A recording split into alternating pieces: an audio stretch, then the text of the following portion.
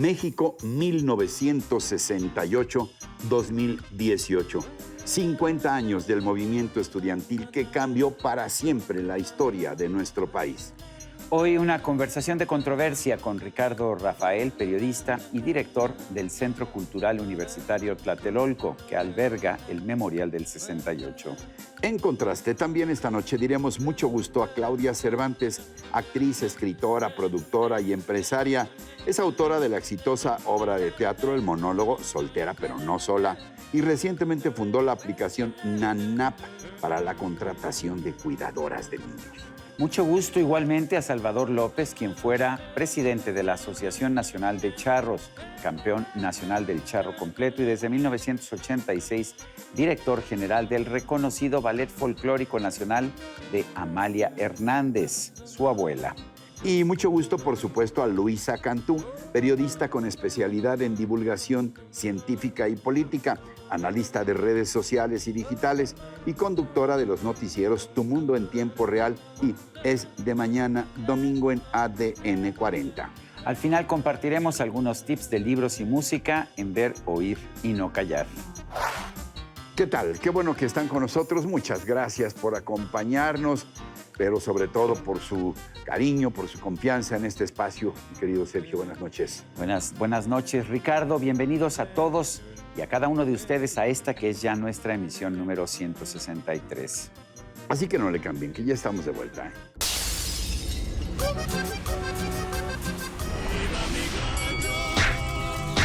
El ratón vacío.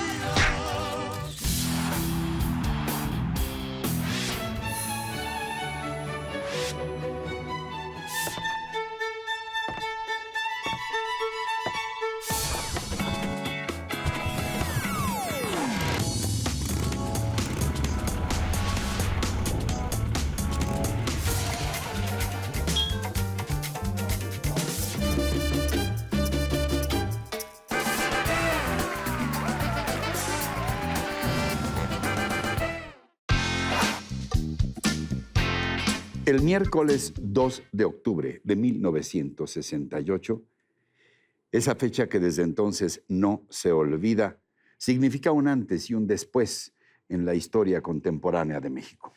A 50 años de la matanza de decenas de estudiantes que protestaban en la Plaza de las Tres Culturas de Tlatelolco a manos del ejército y la policía, el espíritu del 68 sigue siendo un símbolo de lucha social y de los esfuerzos colectivos en nuestro país.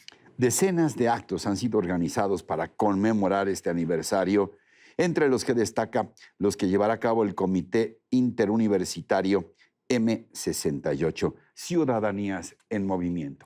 Un comité integrado por la UNAM, la Universidad Iberoamericana, la Autónoma de Chapingo, el Instituto Politécnico Nacional y el Colegio de México, y que durante su instalación se anunció la apertura del nuevo Memorial del 68 en el Centro Cultural Universitario Tlatelolco. Y esta noche damos la bienvenida precisamente a su director, el prestigiosísimo periodista, querido, entrañable colega Ricardo Rafael. Ricardo, gracias por estar con nosotros. Sergio, Ricardo, muchas gracias por el honor. ¿De verdad un antes y un después? En el mundo.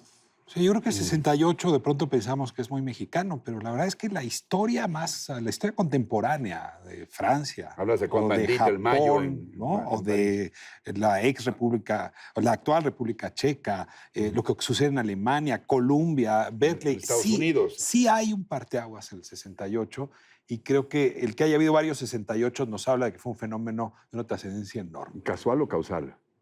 Pues yo creo que es un cambio generacional, ¿no? Son estos muchachos que nacieron después de la guerra. Muchos de ellos son los primeros en la historia de su familia que llegaron a la universidad.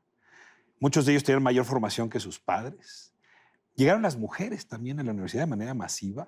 Mujeres que además tenían ya acceso a la píldora anticonceptiva y eso quiere decir control sobre su cuerpo. Y eso quiere decir una transformación en la moda y en la manera de moverse en el mundo. Y la verdad, mucha incomodidad por la manera tan jerárquica con la que las sociedades se movían.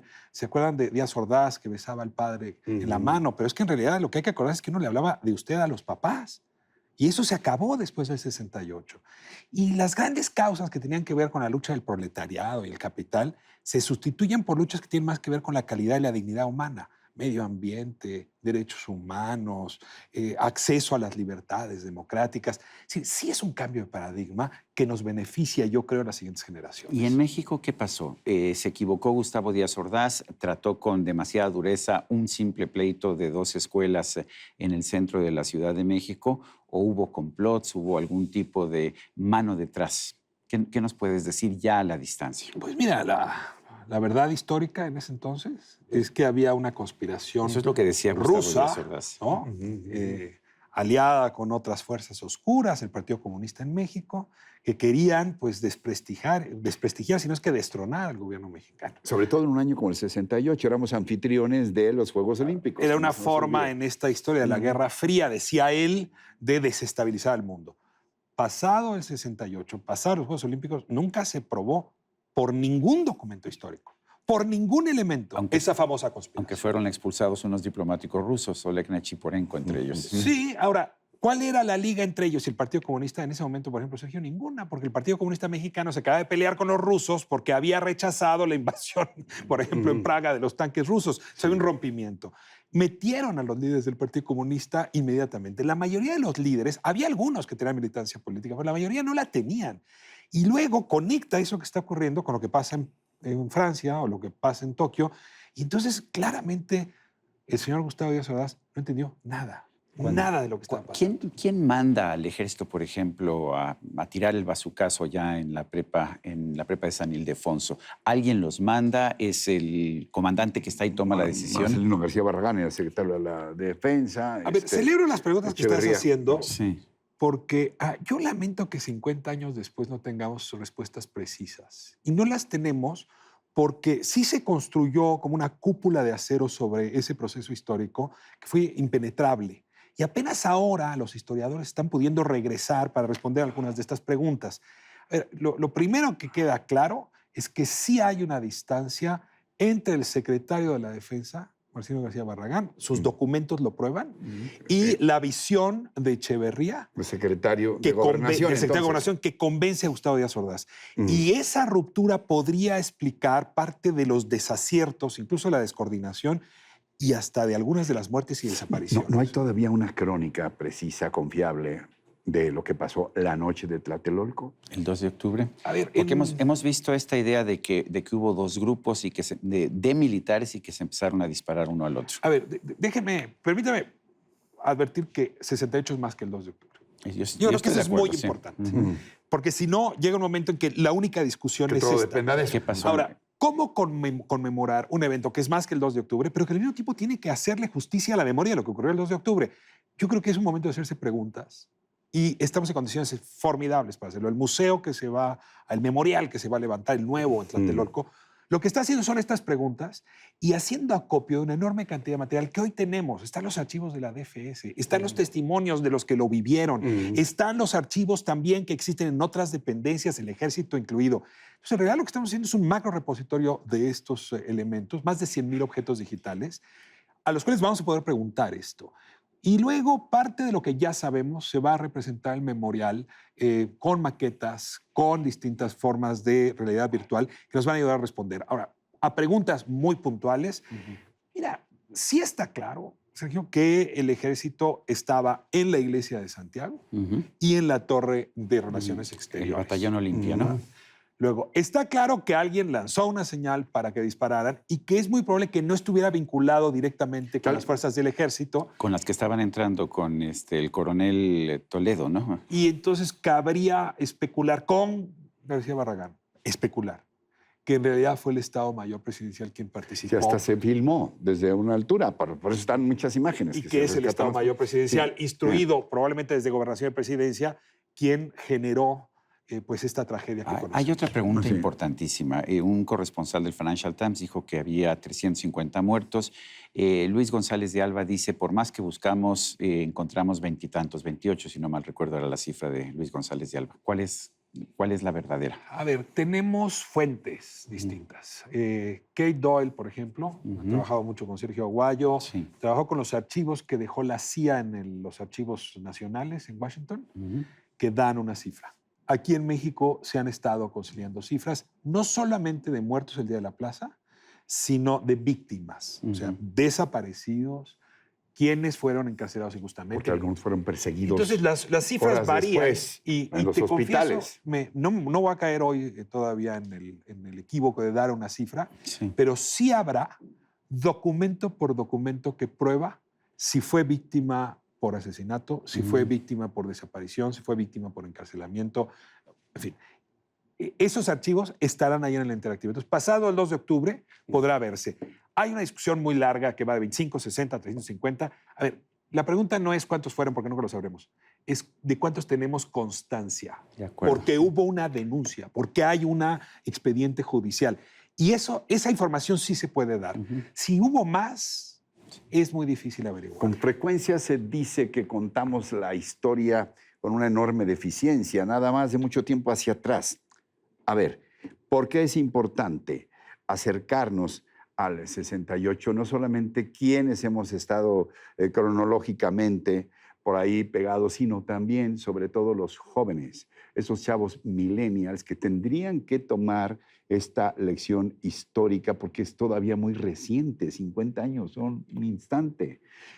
¿Por qué es importante finalmente? ¿Qué dirías, tocayo? ¿Por qué? A ver, los historiadores se quejan, los más jóvenes, los que nacieron en los 80, incluso en los 90, ¿por qué no nos dejan entrar seriamente a eso que ya es historia Ya para es historia. nosotros? ¿No? A lo mejor para ti, para mí, yo nací en 68, tú estás en la preparatoria en 68, pero claramente esos jóvenes es un proceso histórico que quieren visitar.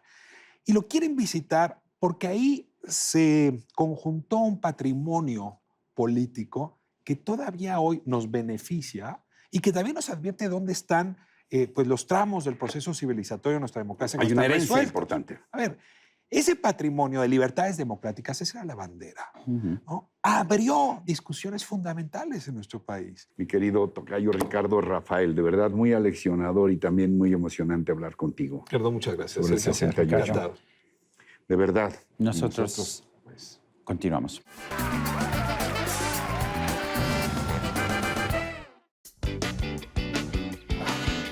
Y llegó el momento de decir mucho gusto, mi querido Mucho Ricardo. gusto, Claudia. Ya les platicaba mi amiga Claudia Cervantes, ¿cómo estás? Bien, Wow, mucho gusto. Mucho gusto. ¿Cómo están? Salvador, Bueno, mi admirado amigo de hace algunos años, no mucho. Mucho gusto, estamos mucho gusto, pero ya muy te chavos conozco. los dos, Salvador, Hola, ¿cómo estás? Sergio, Mucho Claudia, gusto. y bueno, Luisa Cantú, Luisa. también ya les platicábamos. Mucho ¿cómo gusto. están? de- Mucho gusto. nada más en mucho las gusto. de pantallas. trayectoria todavía breve, es doble pero ya también. muy intensa. Esta niña muy estudiosa. Doble Salvador, uno. También, Salvador. ¿cómo estás, Salvador? Hola, mucho mucho gusto a gusto. todos. Vénganse, siéntense. Gracias, gracias. ¿Vienes de qué? Ya tienes 47 noticieros en ADN 40, 4 programas por semana. ¿Cómo vas? ¿Cómo vas? A ver. Contenta, muy contenta, la verdad. Pues sí, justo les presumo que acabamos de estrenar un nuevo formato. Es Tu Mundo en Tiempo Real, que se transmite a las 11 de la mañana y la idea es hacerlo desde la calle, ¿no? Salir del estudio, ir a donde está la noticia. ¿Pero es para puros millennials o también lo podemos ver el señor Sarmiento y yo? ¿Se consideran millennials ustedes o no? Porque eso no es de edad, es de sentimiento, diría yo. No, es para Bueno, todo es público. que Rocha es millennial, pero del siglo XIX. Ya, Primero de centennial. Centennial. Ya mucho orgullo. A propósito de toda la tecnología, ¿cómo se te ocurrió esto de las nanas? Pues Y justamente, una aplicación de yo nanas. sí me considero millennial, pero abuela. Soy abuela millennial. Estudiando en la Ibero, este año me titulé, después de 10 años, mis compañeros eran muy pequeños, pero me contagiaron lo millennial. Y en una clase de lecturas históricas, estudié literatura, pues vi el rol que tenían las nodrizas en el siglo XVIII en Francia para que la mujer no sacrificara su vida social. Ya les entregaban a los chamacos educados a los 12 años. Y bueno, pues así como que decía, ay, mis amigas que a veces no pueden salir porque ya tienen a sus bebés y ¿quién de confianza se los puede cuidar? Y así fue como, y luego si hago una app, ¿de qué sería? Entonces fue una conjunción de ideas lo que de repente detonó el desarrollo de esta aplicación llamada Nanap. Nanap. Oye, Salvador, ¿y el ballet folclórico es también millennial? Híjole, bueno, pues sí es millennial, pero con el rescate de una historia de muchos años, siglos. Décadas, ¿ya cuántas? 65 años. Fíjate nada más, Ah, más de la 6 décadas. compañía. O sea que cruzaron el milenio. Cruzamos el milenio con mucho éxito, porque Pero con- Amalia fundó el ballet muy sólido. Con cifras impresionantes desde la fundación por parte de tu abuela. ¿Cuántos millones de personas aquí y afuera? 45 millones de personas Fíjate, han visto la Amis, compañía. ¿ustedes tenían idea de eso? No. Luisa, ¿de qué? No, 45 no, millones ni me de lo podía personas. imaginar. Yo ¿En desde cuántas? niña lo 60, veía. Yo también he 70 ido varias países. veces, yo Sí. creo que... Sí, 60, 70 países, pero aparte, la compañía nace con 8 personas y hoy la constituimos 600 personas. 600. 600. ¿Me quiere imaginar nada más el tamaño de las bodegas o de los lugares donde guarden el vestuario? Vestuario, total. Imagínate, ¿no? 17,000 piezas de vestuario. El ballet es pura numeralia. 220 funciones anuales y 60 años en el Palacio de Bellas Artes de manera ininterrumpida, todos los miércoles y Pero domingos. además en escenarios, ustedes conocen ese icónico edificio que dicen que puede ser el ícono del planeta. La ópera de Sydney, ¿no? Que es una maravilla arquitectónica. Presentarse ahí, man, se me encuera el chino, se me enchina el cuero, nomás de imaginarme eso. Es ¿En impresionante. cuántos lugares Bueno, se han presentado? Ópera en de París, el Palais de Congrès, Radio City Music Hall, Los Kennedy mejores Center. escenarios. El Palacio de Bellas Artes, sin duda, es uno de los teatros más bellos del mundo y ha sido la casa del ballet que le ha permitido esta proyección internacional a la compañía. ¿Cuántos grupos, perdón, tienen ahorita? ¿Cuántas compañías? Son 3 compañías profesionales, 350 alumnos, 39, sigo con la numeralia, 39 maestros, Se ve que te la sabes de memoria, ¿no? músicos. Perdón, Y Sergio mi va a querido Sergio. audicionar el próximo viernes, me parece. Ah, pero la parte de salsa nada más. Pero muy Pues hoy bien hecha, tiene. ¿eh? No, ya te vi, hombre. Es el un maestro. bárbaro. Hacen Buena cola reputación para, ahí. hacen Sí, cola bailar para con bailar él. con Sarmiento. El ritmo sustituye todas las técnica? demás características. Sin duda. Bueno, entonces voy a audicionar para la parte de salsa, que nunca han tenido parte de salsa. Pero a ver, Claudia, a mí me gustaría saber, ¿cómo ves que si funciona esta NANAP, así se dice? Sí. ¿Cómo haces para ver que la cuidadora pues, sea alguien de confianza? Bueno, en principio ese fue como el principal reto, Debe ser, diseñar el perfil de la nani, la super nani. Yo dije, yo quiero un ejército de nanas cuidando a toda una generación de niños que no se la pasen solo en el iPad o cuidados por la que hace el aseo, viendo la tele como con la herida del abandono. Entonces, en principio se reclutan enfermeras, puericulturistas, psicólogas, pedagogas, Gente que o sea, sabe. gente que tiene una preparación, Oye, además vocación por estás los creando niños. empleos. Yo supongo que Claro. muchas de estas personas, así como Sí. las mujeres necesitan de las nanas, también hay muchas personas que quieren trabajo Totalmente. y que tienen además un valor. Importante. ¿no? NANAP impacta en Preparación y 3 no tienen sectores. chamba. Sí, socialmente impacta en 3 sectores. Lo primero son los niños, ¿no? Un mejor acompañamiento. El segundo sí es el autoempleo para profesionistas que necesitan un ingreso bien remunerado, extra a otros trabajos que pueden tener fijos, porque tienen esta flexibilidad de decidir cuando escoger les sí o llega no, la, sí. la solicitud a su aplicación, pues si pueden, no pueden, ver la cercanía del domicilio, todo lo que la tecnología te permite. Y también dentro de la app, pues se cubre un seguro contra accidentes tanto para la nani como para Fíjate. el niño. Hay un botón de urgencias que tiene geolocalización para el 911, el chat interno para mandar O fotos sea, o si se van comunicación a con una los cena papás. o algo, los Sí. papás saben dónde están siempre. Y el niño también hay nana. aditamentos Está que bien. no son parte de mi aplicación, que ya le pones al niño una pulsera o como un tipo reloj y puedes estar escuchando todo lo que hacen. O los papás que tienen cámara y ven en su celular. O sea, son confiables, por eso es algo Tú- que si quieren lo pueden ¿Ya tener. descubriste todo o lo sigues descubriendo y con eso te sigues descubriendo a ti misma? Hablamos de tecnología, de lo que Como es lo que claramente tuyo. me quedaba una gran parte sin conocer, que me encanta saber ahora. Yo tengo muchas amigas con este conflicto, así que es una maravilla saberlo. No, y además Pero- las pruebas que se hacen. Pero no evadas, te pregunto No, si tú no te evado, sigues no. descubriendo. No, yo creo que nadie ha descubierto todo, mucho menos en tecnología que se actualiza Ay, sí. mucho más rápido de lo que podríamos hablar o dar cuenta aquí. ¿Pero qué te llamó la atención originalmente de la tecnología? ¿Por qué te especializaste en eso? Pues yo creo que sí es algo nativo que viene un poco con mi generación y sobre todo por pues los horizontes que nos abren, ¿no? Como reportera a mí ya me tocó, tú lo sabes bien porque tú me entrenaste varios años, Ricardo, salir a la calle a tener que hacer videitos para redes sociales, transmitir con el iPad, mandar la nota casi en vivo, tuitear. Entonces es algo que creo que como que nos acompañó como generación de periodistas y la verdad es que aprovecharla para ser mucho mejores comunicadores es algo que tendríamos que estar haciendo.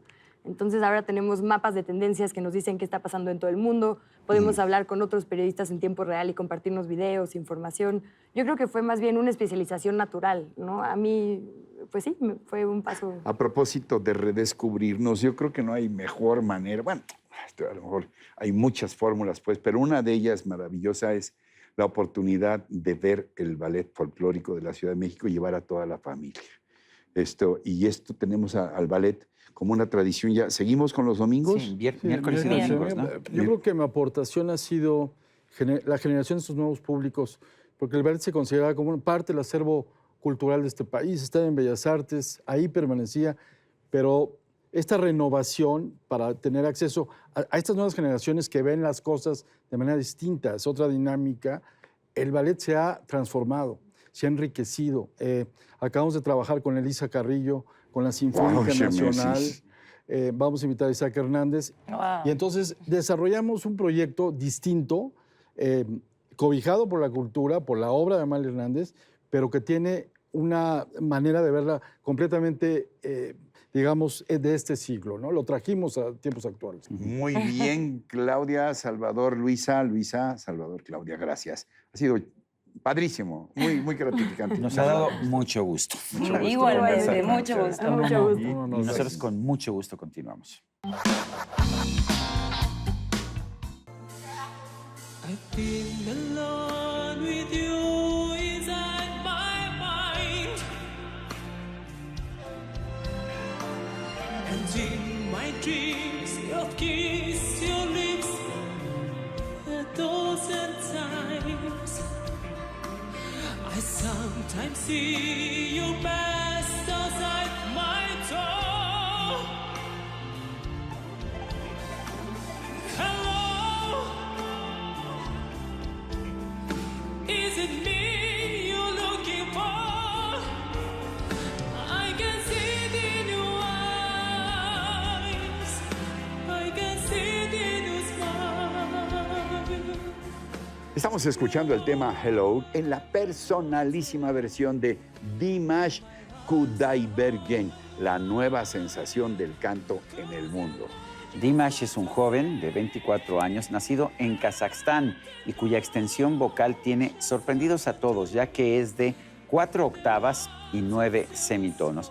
En otras palabras, puede ir de una voz muy grave a una aguda con una asombrosa naturalidad.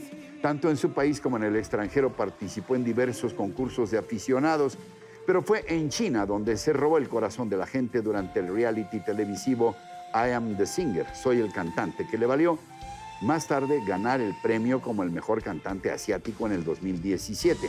Actualmente Dimash canta en kazajo, ruso, inglés, mandarín, francés, turco, ucraniano, serbio, alemán e italiano.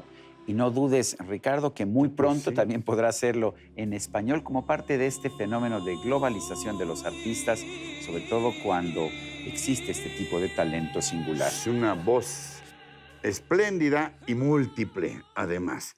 Bueno, vámonos a las ¿De libros que recomendaciones. traes a tú? los- ¿Quieres primero o Mira, yo? de nuestro querido Benito Taibo, Mundo sin dioses, Camino a Sognum. Una fantasía literaria inquietante de 3 jóvenes, un matemático, un mercenario y otro con dones muy especiales. El camino hacia un lugar sin dioses, un lugar del que, no sé, pues a lo mejor todos hemos imaginado que existe, pero nadie se ha atrevido a ir hasta ahí. Una novela muy inquietante de mi querido Benito Taibo. Y yo traigo una biografía de uno de mis poetas favoritos, de Pablo Neruda.